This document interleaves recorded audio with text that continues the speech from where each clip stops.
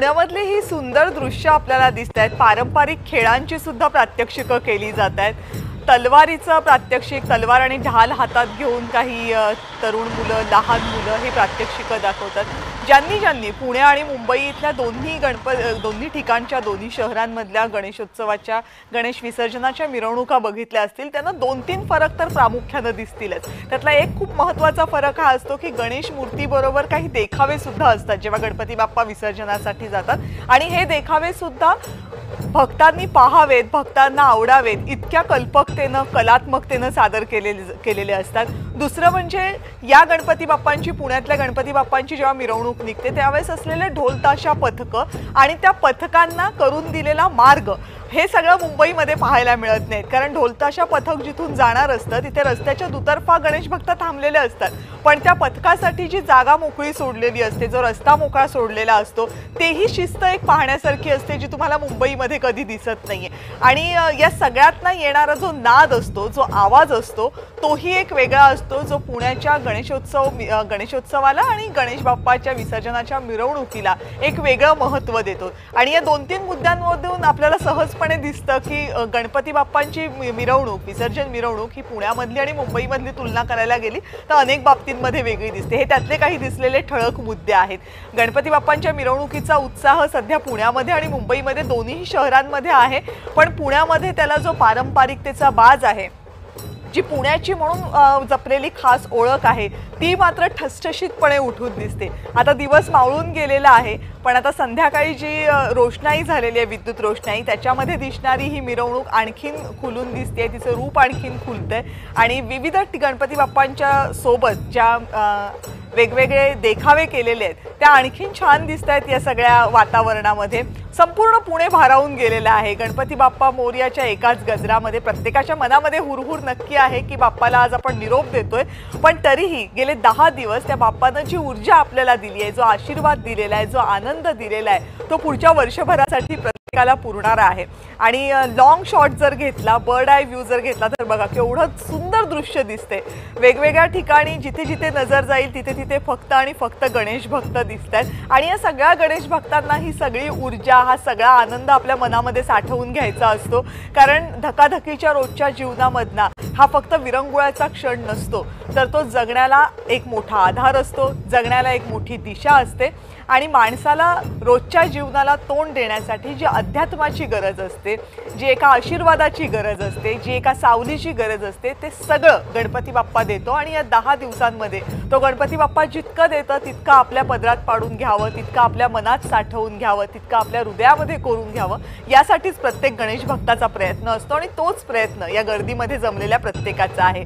एरवी पुण्यामधल्या ट्रॅफिकच्या नावानं सगळेजण बोटं मोडत असतात, पण पुण्यामधल्या गणेश विसर्जनाची शिस्त मात्र निश्चित सगळ्यांच्या डोळ्यात भरणारी आहे।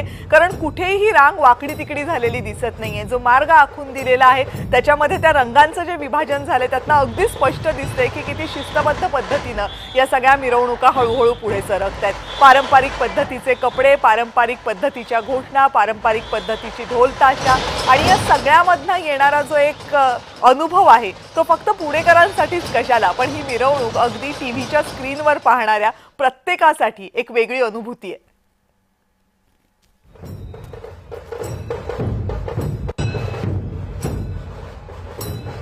आज सकाळपासून जेव्हा गणपती बाप्पांच्या विसर्जन मिरवणुकांना सुरुवात झाली तेव्हापासून हा सगळा नाद पुण्यामध्ये घुमतोय, तेव्हापासून हा सगळा आनंद पुण्यामध्ये घुमतोय आणि तेव्हापासून पुणेकर जे रस्त्यावर आलेले आहेत गणपती बाप्पांना निरोप देण्यासाठी त्यांची गर्दी अजूनही कायम आहे। पण एक गोष्ट आहे की पुण्यामधल्या विसर्जन मिरवणुका वेळेत पूर्ण व्हाव्यात यासाठी प्रशासनानं सुद्धा मोठी तयारी केलेली आहे। आणि अगदी काही वेळापूर्वी आपण जय महाराष्ट्रवर जे ऐकलं की डॉल्बीचा वापर टाळण्यासाठी सगळ्यांकडून प्रयत्न करण्यात आले, फक्त गणेश मंडळांकडून नाही तर या गणेश मंडळांना ज्या जाहिरातदारांनी मदत केली त्या सगळ्यांनी सुद्धा डॉल्बीच्या भिंती असू नयेत, डॉल्बी साऊंड या सगळ्या मिरवणुकांमध्ये असू नयेत यासाठी मोठे प्रयत्न केले आणि त्या सगळ्या प्रयत्नांना एक मोठं यश आलेलं दिसते।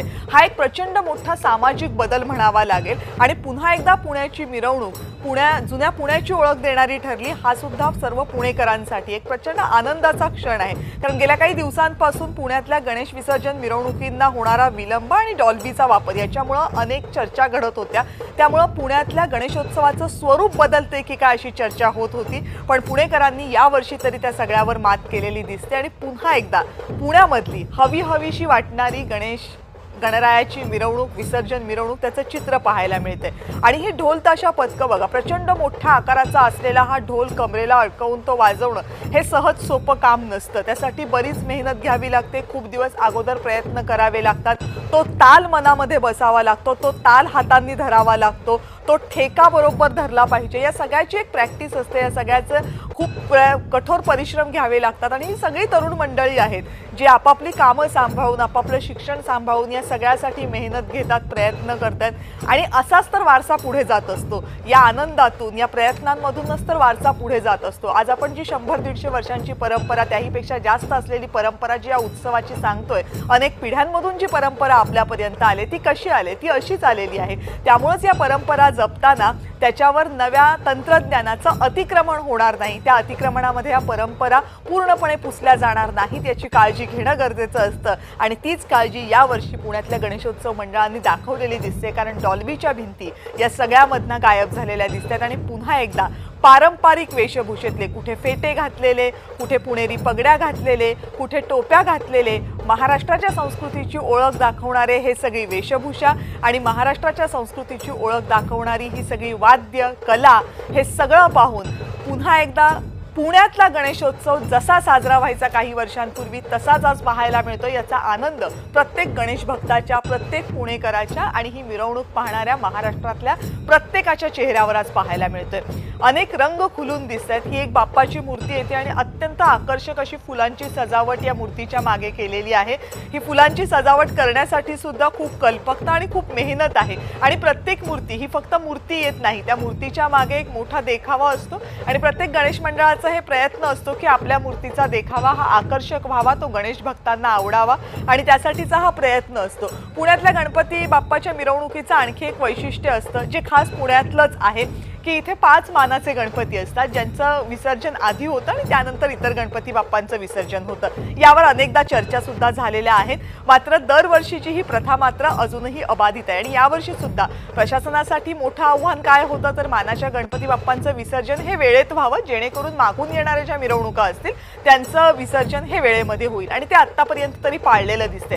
मगाशी आपण या चर्चेमध्ये एकदा उल्लेख ऐकला की जी ढोलताशा पथकं आहेत त्यांनी कुठेही थांबू नये, चालत आपलं कला सादर करावी असा एक प्रयत्न होता, जो अगदी 100% पूर्ण झाला नसला तरी बऱ्याच अंशी तो पूर्ण झालेला आणि त्याचा परिणाम असा झालेला आहे की मिरवणुका रेंगाळलेल्या नाहीये। नाहीतर अनेकदा असं व्हायचं की ही पथकं काही चौकांमध्ये, काही विशिष्ट स्पॉट्सवर थोडा वेळ थांबायची, आपली कला सादर करायची, पण त्यामुळे मागच्या मिरवणुका सुद्धा रखडायच्या। पण आता तसं होताना दिसत नाहीये, चालत ही सगळी पथकं आपापली कला सादर करतात। या सगळ्या पथकांचं आणखीन एक वैशिष्ट्य म्हणजे ते फक्त ढोल ताशा वादनापुरतं मर्यादित नाहीये, तर काही पथकं वेगवेगळ्या वेशभूषा करून इतिहासातला एखादा देखावा सादर करतात किंवा एखादा समाजोपयोगी, समाज प्रबोधनपर संदेश देणारी छोटीशी नाटुकली सादर करतात आणि मग वेगवेगळ्या ठिकाणी त्याचं पुनःसादरीकरण होतंय, जेणेकरून सर्व गणेश भक्तांना त्याचा लाभ घेता यावा। हे सगळे प्रयत्न या मिरवणुकीमध्ये दिसतात आणि ते स्वागतार्ह प्रयत्न म्हणायला हवेत। याशिवाय आणखी एक मोठा बदल यावर्षीच्या आपल्याला मिरवणुकीमध्ये दिसतोय, रादर तो गेल्या 1-2 वर्षांपासून पाहायला मिळतो आणि तो बदल असा आहे की पुण्यामधल्या मेट्रोचा पूल जिथे तयार करण्यात आला त्या पुलाच्या उंचीमुळे अनेक गणेश मंडळांना हे लक्षात आलं की आपल्याला उंचीवर मर्यादा घालाव्या लागतील जेव्हा आपण गणपती बाप्पांच्या मूर्तीची उंची आणि देखाव्याची उंची याचा विचार करू तसा। मात्र पुण्याच्या विकासासाठी जर मेट्रो गरजेची असेल तर आपल्याला थोडेसे बदल करावे लागतील याचा विचार सगळ्या गणेश मंडळांनी केला। मग काही ठिकाणी हायड्रॉलिक पद्धतीचा वापर करण्यात आला आणि गणपती बाप्पांच्या मूर्तीची उंची खाली घेण्यात आली जेव्हा हा पूल आला तेव्हा, आणि बरेच गणेश मंडळ याचा उपयोग करताना दिसतात, या नव्या तंत्रज्ञानाचा उपयोग करताना दिसतात। याचा अर्थ जशी जशी प्रगती होते, जसं जसं विज्ञान म्हणजे विज्ञानाने केलेल्या एका प्रगतीमुळे जर एक पूल आडवा येत असेल गणपती बाप्पांच्या विसर्जनाच्या मिरवणुकीला तर दुसरीकडे त्याच विज्ञानाच्या मदतीने त्यावर मातही केली जाते। याचं एक छान उदाहरण पुण्यामध्ये पाहायला मिळते।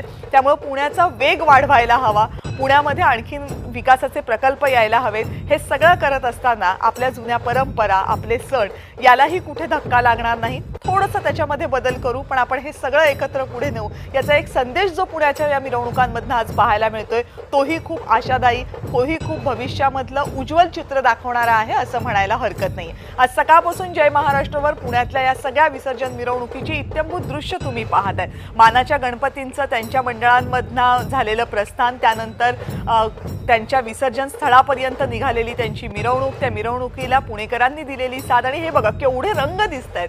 जसं जसं मिरवणुका पुढे पुढे सरकतायत तसे तशा या रंगांची रंगत आणखीन खुलते।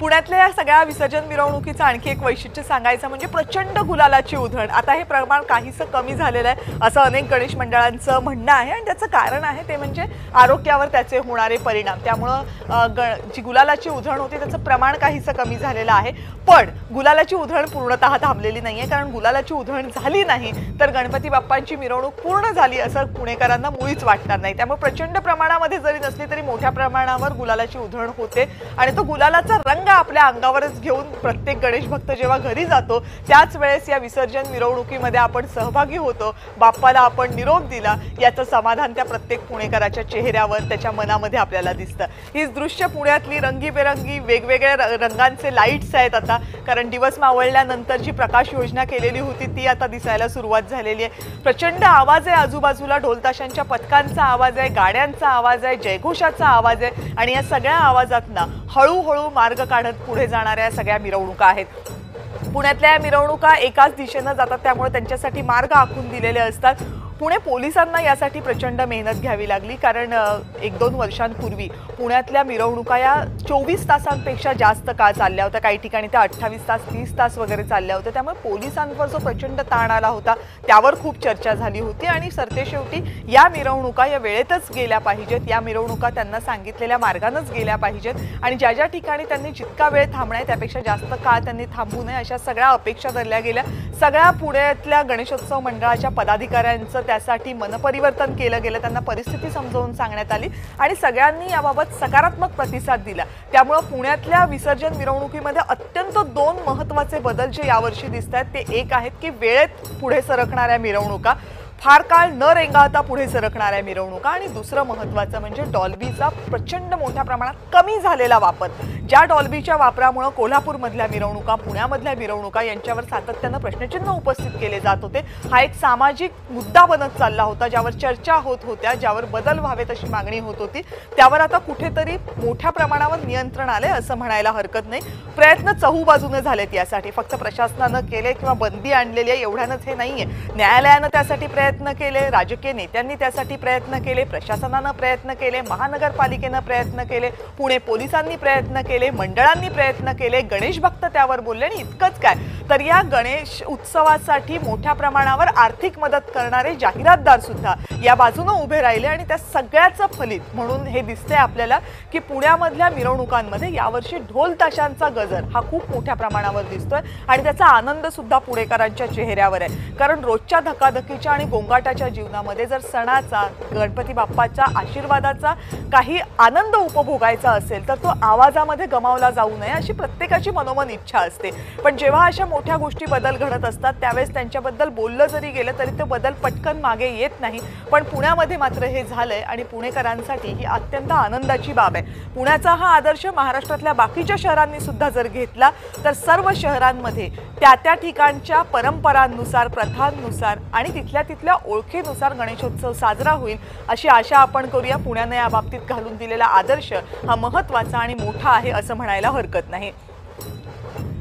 यातला आणखी एक पुण्यातला मला कायमच भावणारं जे चित्र आहे ते म्हणजे या ढोलताशा पथकांमध्ये जितक्या प्रमाणामध्ये मुलांचा सहभाग असतो, तरुणांचा सहभाग असतो, तितक्याच प्रमाणामध्ये मुलींचा आणि तरुणींचा सुद्धा सहभाग असतो। त्या ढोलाचा आकार कितीही मोठा असू देत, पण ज्या सक्षमतेनं एखादा तरुण मुलगा तो ढोल सांभाळतो त्याच सक्षमतेनं, तितक्याच कणखरतेनं ती तरुणी, ती मुलगी ही सुद्धा ती ढोल सांभाळते, आणि तिची ही थाप त्याच तालामध्ये त्या ढोलावर पडते, त्या ताशावर पडते आणि पुण्यातल्या विसर्जन मिरवणुकीचं हे आणखीन एक महत्त्वाचं वैशिष्ट्य म्हणायला लागेल. पुणे हे फक्त सांस्कृतिक शहर नाहीये. महाराष्ट्रामधल्या अनेक संस्कृतींना, महाराष्ट्रामधल्या ज्या अनेक चळवळी झाल्या, जे महत्त्वाचे सामाजिक बदल झाले, त्याची सुरुवात पुण्यामधून झाली. लोकमान्य टिळक, महात्मा ज्योतिबा फुले यांनी पुण्यामध्ये अनेक बदलांचा पाया घातला. रादर आपण आत्ता जो गणेशोत्सव पाहतोय तो लोकमान्य टिळकांचे मोठे प्रयत्न, त्यांचं स्वप्न, त्यांनी समाजाला दिशा द्यावी म्हणून केलेला हा प्रयत्न होता. आणि यानंतर पुण्यात जाऊया.